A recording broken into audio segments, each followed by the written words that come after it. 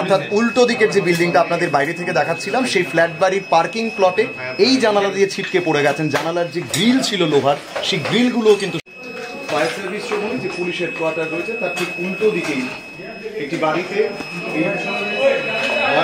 এই ভয়াবহ বিস্ফোরণ, যেখানে দেখা যাচ্ছে মূলত গোটা ঘর।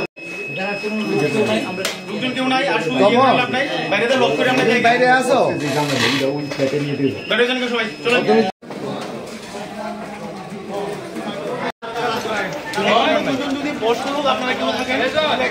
কেউ ঢুকতো না, কেউ ঢুকতো না।